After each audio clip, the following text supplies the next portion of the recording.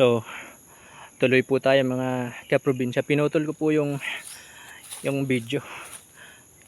Kala ko ipopost ko lang po sana na ano po pala, na save. Kaya naputol. So, patuloy po tayo. Malapit na po tayo dyan sa pinakaibabaw. Dyan po yung boundaries. So, hahanap po tayo ng mas magandang daanan. Kasi medyo may mga may mga putik pa din. Yan. So, hahanap po tayo ng magandang daanan.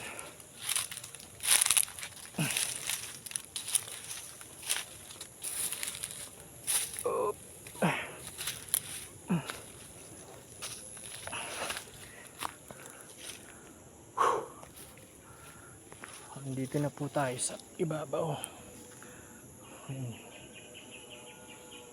Ito naman po daanan po ito, kaso medyo madamo na. Papunta po yun dito, dun sa may tubig, dun sa may puno. Diyan po sa ibaba andyan po yung hose, diyan po nila nilagay. Hanggang dun po ito sa kabila. Dun pupunta din po tayo ngayon. So, diretso po tayo dun sa ibabaw. Sana ba yung dating daanan dito na wala na? Tinutubuan na po yata ng damo. Dito na lang po tayo dadaan. Uy.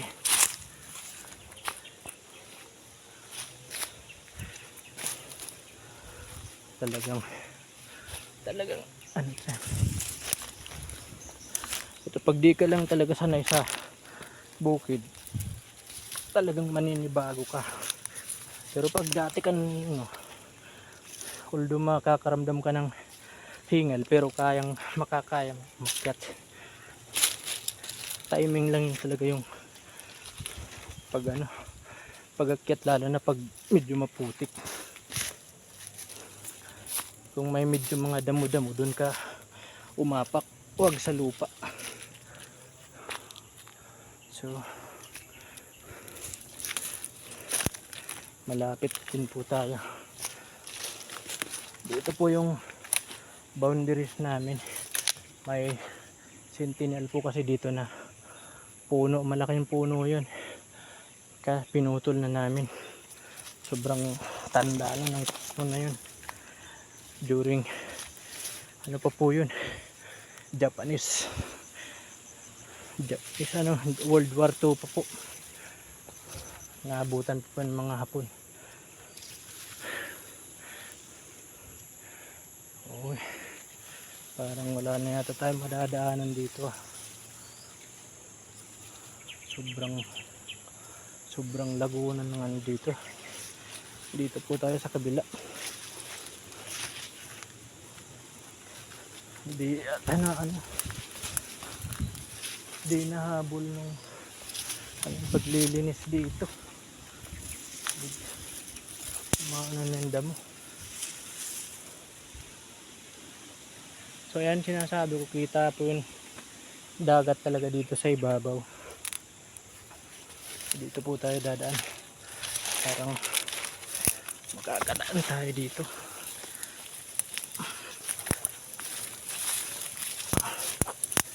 Grabe.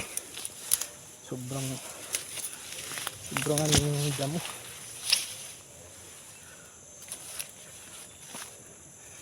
Ay naku. Ano ba naman ito?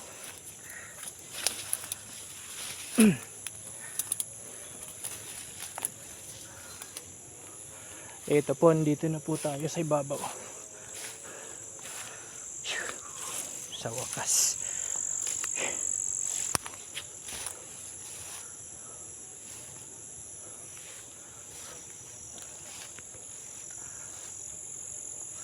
So andito na po tayo mga kaprobinsya sa pinakaibabaw. Ito po andito po yung boundaries po namin dito sa kabila.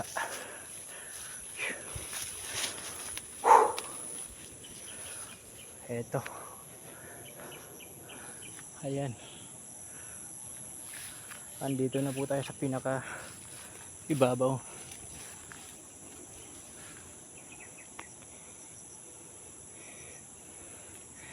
So makikita po talaga. Kitang kita yung dagat dito. Yung mga dumadaan pong barko dyan. Kitang kita po talaga dito sa ibabaw.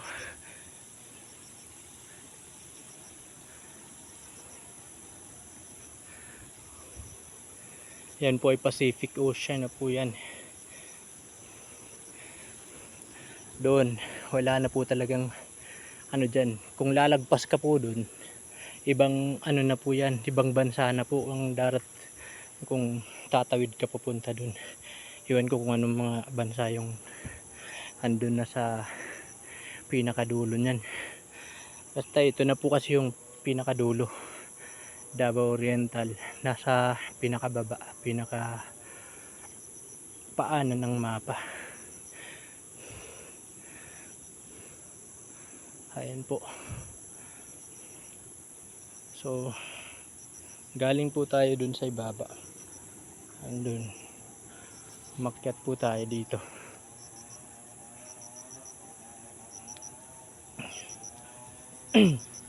Ito pong medyo napatag dito kasi ano po ito, sobrang laki po ito. Sobrang laki po ng puno na ito, mga sa tingin ko kung yayakapin po ito mga 8 tao yung yayakap sa mismong puno ng kahoy kasi sobrang laki. Centennial po yun eh. Kaya nga sabi po ng lolo ko nung buhay pa siya, yung kahoy na yun malaki na po talaga pero hindi pa po siya ganun kalaki. Naabutan pa po yun ng mga Hapon nung during World War II po. Kaya ito po yung mga daanan, yung daanan dati ng mga Hapon ay dito po sa likod kasi dito sa tinatayuan ko nandito po yung kahoy. Dito po sila dumadaan galing ng bukid. Diyan, dito sila namamahinga. Kaya nga diyan po sa may banda na yan, may ginawa po silang parang parang foxhole na pinagpapahingahan nila. Andyan may baba, yung may mga niyog dyan. Sobrang tagal na po itong kahoy na yun, kaya pero pinutol na po namin, bininta po namin. Sa amin po ay bayong po yung tawag niyan, sa iba balayong. Iwan ko lang po sa ibang lugar kung anong katawagan nila sa kahoy na yun. So didiretso po tayo dito mga kaprobinsya, dito sa kabila. So medyo madamo na po yung area, para nabisi din po kasi yung tenant dito, kaya di niya mahabol. So dito po tayo, didiretso po tayo dito. May mga mangga po dito. Actually marami pong mangga dati dito kasi pinatamnan po ito ng papa ko ng mangga. Kung di po ako nagkakamali, mga 200 pieces po yung natanim ng mangga, lahat na, pati yung nandun sa pinanggalingan natin. So dito po tayo, didiretso po tayo dito. Kasi nung nakaraang taon po ay nandito po ako, mga ilang buwan po ako nag-stay dito. Kasi po ako ng saging. So yung nadaanan po nating mga saging na iba, sa akin po yun yung mga bagong tanim.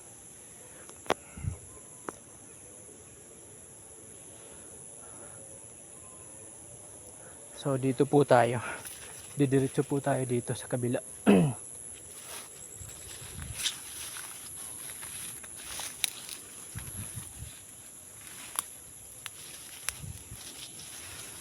So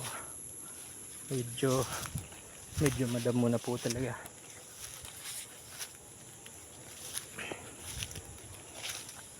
Kailangan lang po tayo pag umaakyat tayo ng bukid, naka jungle boots po tayo or mga yung sapatos na pang adventure, pang outdoor, or either nakabutas, naka ano po tayo, yung butas para sa putik or sa mga ahas. Ayan, andito na po tayo sa kabila. Dito kitang kita na po yung buong baryo namin. Ayan, dyan po ako galing, nandun yung sentro ng baryo namin, sa patag na yan. Dyan po banda yung may puti po, yung parang bula ng dagat.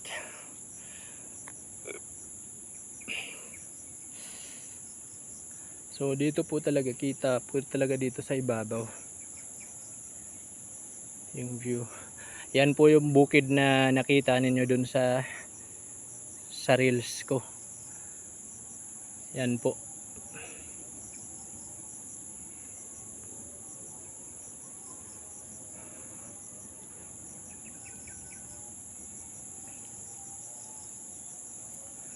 So yan po yung barangay namin dyan, yung pinaka sentro ng barangay dyan na part.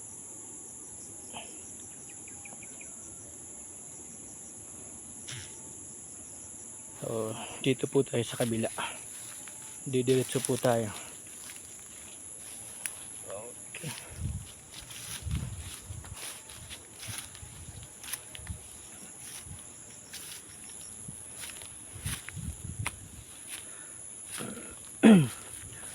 Ito na po tayo, dito po tayo sa kabila ngayon. Oy, medyo madulas po yung ano, may putik pa talaga. Ingat po tayo sa pag ano.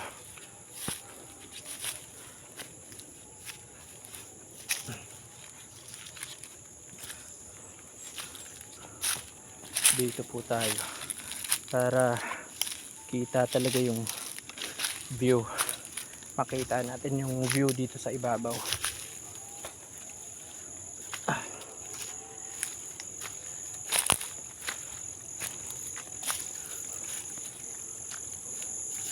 So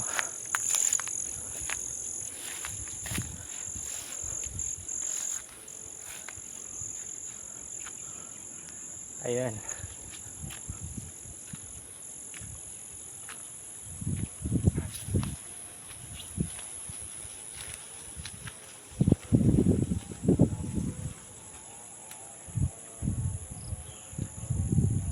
ayan po yung view dito sa ibabaw.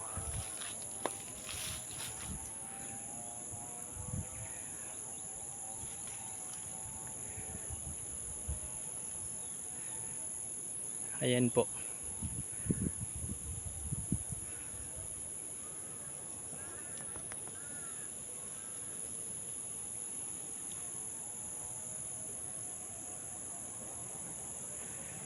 Sobrang kitang-kita po talaga dito sa ibabaw yung mga barkang dumadaan dyan.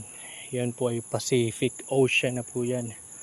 Wala na po talagang bukid dyan sa ano. Pero kung lalagpas po tayo dun sa pinakamalayo na, ibang bansa na po yun. Kaya yung hangganan po ng mapa, dito po yung pinakadulo ng mapa.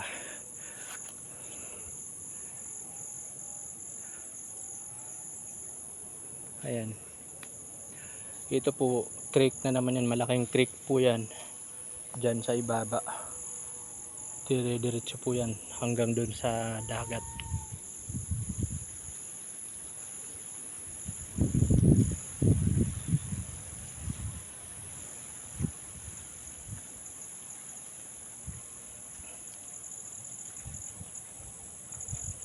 Sarap po ng hangin.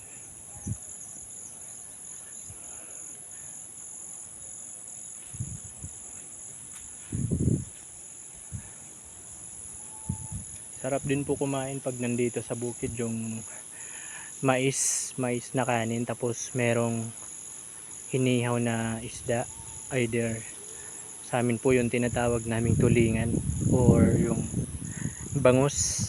Grabe. Tapos meron kang nilagang kamuting kahoy, saka may ano, meron kang bagoong, may suha, may sili, or meron kang suka. Ako, sobrang sarap talaga. At saka hindi mo mawala yung native na kape dun.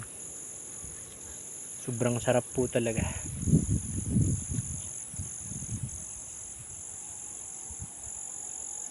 Ito po marami po, halos mangga po ito dati. Ngayon, dumating yung time na hindi po, wala pong lumaban para pabungahin kasi siguro nahihirapan po sila kasi hindi siya patag. Kaya pinaputol na lang po namin, saka pinalitan po ng mga niyog. Saka may mga saging din po ako dun sa ibaba. Yung iba po dito, yung mga saging na iba, tanim po ito ng nagbantay dito.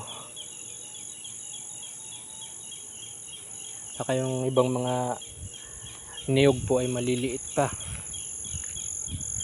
Ayan po, maliliit pa. Yung iba, yung mga nauna talaga is malaki na po siya, bumunga na, simula na po siyang bumunga.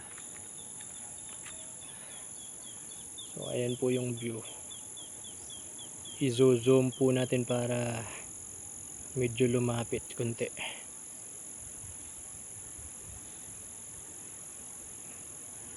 Ayan po.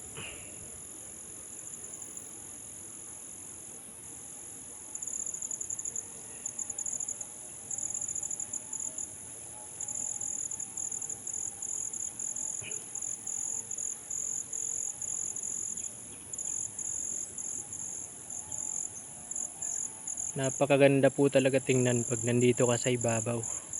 Nakadungaw ka sa dagat. Kaya yung mga barkong dumadaan dito, lalo na kapag gabi, kitang kita yung mga ilaw nila.